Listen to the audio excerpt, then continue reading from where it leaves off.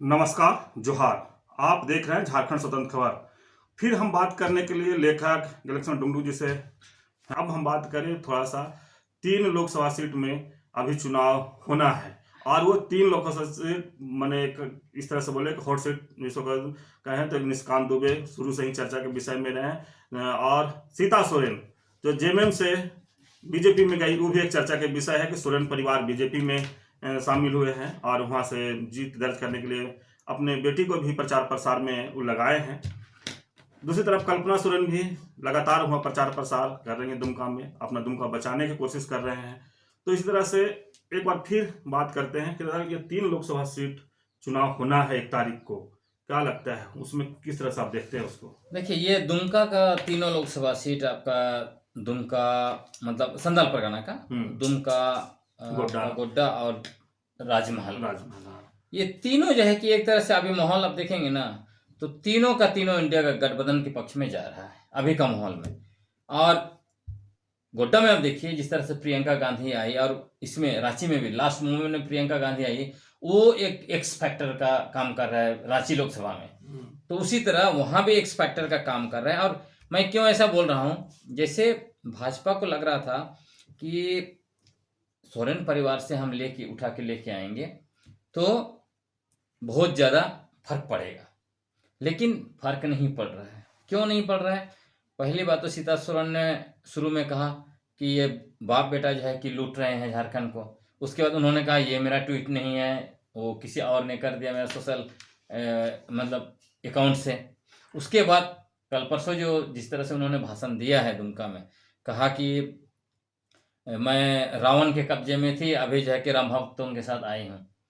तो आप जो हैं दिसुम गुरु शिबू सोरेन को आप रावण बोल रहे हैं, हेमंत सोरेन को आप रावण बोल रहे हैं, ये वहां की जनता स्वीकार नहीं कर, संताल लोग कभी स्वीकार नहीं कर सकते हैं। अब सवाल ये उठता है, शिबू सोरेन हाँ, के अगर कोई कुछ बिल्कुल बोलता है तो स्वीकार बिल्कुल नहीं करेंगे। बिल्कुल। और ये भी आपको कह रहे हैं दिसुम गुरु माना जाता है शिबू सोरेन, जैसे आपने कहा शिबू सोरेन झारखंड का दिसुम गुरु है और संतालों के तरह एक तरह से ग्रामीण लेवल पर जाएंगे तो अपने को भगवान मानते हैं, उनको भगवान की तरह मानते हैं। तो शिबू सोरेन के खिलाफ आप कुछ नहीं बोल सकते हैं। आप उन्होंने कह दिया रावण है और मैं राम भक्तों के साथ आई हूँ। तो ये जो है वो बहुत बड़ा डेंट करेगा। और लोग सवाल भी पूछ रहे हैं, आप जब 15 साल से एमएलए हैं तब आपको समझ में नहीं आ रहा था कि आप रावण के हाथ में, रावण के कब्जे में हैं? तब आप निकल के नहीं आए। अभी 15 साल सत्ता का मतलब एमएलए के रूप में मजा लेने के बाद में आपको अभी समझ में आ रहा है कि आप रावण के कब्जे में थे। तो लोग वोट से जवाब देंगे। दूसरी बात, उनकी बेटी का एक इंटरव्यू मैंने देख रहा था, पूरा बनावटी था।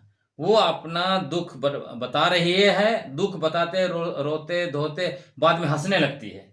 तो लोगों को समझ में आ गया कि ये सारा जो खेल है बनावटी है और जेएमएम को वहां से हराने का के लिए एक खेल रचा गया, षड्यंत्र रचा गया है। और इसमें आप जानते हैं कि दुबे साहब उसमें शामिल हैं। तो ये सारा चीज एक्सपोज हो गया, इसलिए तो दुमका कहीं से बच नहीं रहा है। और दुमका में आप देखिए जिस तरह से कैंपेन हो रहा है इंडिया गठबंधन का मिलकर, देवघर भी है हाँ, साथ में।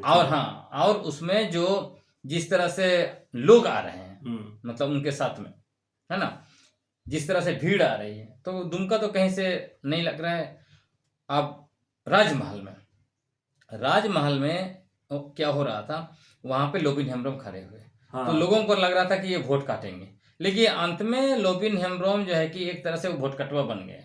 मतलब जिस तरह से आप देखिए लोहरदगा में चमरालिंडा को कॉर्नर कर दिया गया, वहां भी लोबिन हेम्ब्रोम कॉर्नर हो जा रहे हैं। और आप देखिएगा वहां के जो एमपी हैं विजय हंसदा ने लोकसभा में जिस तरह से भाषण दिया, उनको बहुत कम समय मिला। उसी समय में अब जब उनको समय मिला है उन्होंने जबरदस्त मुद्दों को उठाया है, वहां काम किया, जनता का जुड़ा आप देख रहे हैं। उनका जब नॉमिनेशन था उस समय भीड़ देखिए, तो उनको हराना मुश्किल है। अब गोड्डा की बात करें तो गोड्डा में निशिकांत दुबे साहब बहुत बड़ी बड़ी भाषण दिए, लेकिन उन्होंने एमपी लाइट फंड का भी उपयोग नहीं किया। जब सवाल पूछा गया आपने कहाँ कहाँ विकास किया, तो बोलते हैं एमपी लाइट फंड का उपयोग कहाँ आपने किया, तो कहते हैं कि जहां जरूरत था वहां मैंने किया, लेकिन बता नहीं पा रहे हैं, है ना। और रिपोर्ट आ रहा है मीडिया में कि उन्होंने 1 पैसा खर्च नहीं किया है, ये डेंट लग रहा है उनके ऊपर। दूसरा, जब चुनाव प्रचार करने के लिए जा रहे हैं, लोग सवाल पूछ रहे हैं तो गाली गलौज पर उतर आ रहे हैं। आप जनप्रतिनिधि हैं, आपका व्यवहार अच्छा होना चाहिए। भले आपका ही विरोधी क्यों ना हो, आप मारपीट पर नहीं उतार हो जाएंगे ना। तो जिस तरह से उन्होंने संथाल आदिवासी लड़का को के साथ गाली गलौज और मारपीट किया, वो देखिएगा पूरा संथाल परगना का तीनों सीट पे आपको उसमें असर पड़ने वाला है। उसके साथ साथ ये जो अडानी को वहां बैठाया गया, आदिवासियों का जमीन छीना गया, मूलवासियों का जमीन छीना गया, और वहां पे धान का फसल में बुलडोजर चलाया गया। अभी तक लोगों को मुआवजा और नौकरी वादा का अनुसार नहीं मिला है। प्रदूषण से लोग जो है कि परेशान हैं। और क्या हो रहा है, विकास के नाम पर अडानी को बैठाया गया। अडानी जो है कि अरबों रुपए बना रहा है, महंगा दाम में बिजली बेच रहा है, बांग्लादेश का विकास हो रहा है, अडानी का विकास हो रहा है, आदिवासियों को मूलवासियों को क्या मिला? तो लोग सवाल उठा रहे हैं, और लोग वोट देते समय उसको याद रखेंगे। और देखिए, अडानी के लिए इन्होंने 2016 में नियम भी बदल दिया। 25% बिजली झारखंड को देना था, उन्होंने नियम बदल दिया। अब दुबे साहब उसको जस्टिफाई कर रहे हैं, बोल रहे हैं कि अडानी का बिजली राज्य सरकार तो खरीद नहीं सकती है। भाई, आपने एक बेईमान आदमी के बारे में इस तरह से आप उसको जस्टिफाई कर रहे हैं। आप देखिए, 2014 का रिपोर्ट है, इंडोनेशिया से अडानी ने कोयला खरीदा, कितना में? 3rd ग्रेड का कोयला खरीदा, और भारत में 1st ग्रेड का कोयला दिखाकर महंगे दामों में बेच रहे हैं। तो महंगे दाम में बेचेंगे तो बिजली भी और महंगा होगा। तो अडानी को अरबों रुपया का फायदा पहुंचाने के लिए सब कुछ किया जा रहा है। जनता देख रही, यही है बीजेपी का विकास। इसलिए तीनों सीट में से मुझे नहीं लग रहा है कोई सीट तीनों में बचने वाला है। चलिए, अभी आप लेखक, रिसर्चर और सोशल सर्विस की बात सुने, गौर कीजिएगा इस वीडियो में, जो समझाने का और बताने की जो कोशिश कर रहे हैं कि स्पष्ट रूप से कि क्यों इंडिया गठबंधन की तरफ लोग जनता है और जनता जाएंगे भी, जो 3 लोकसभा चुनाव में उधर जाएंगे। सेगोड्डा में अगर बात करें तो निशिकांत दुबे जी हैं, वहाँ पर प्रदीप यादव, दूसरी तरफ से प्रदीप यादव हैं।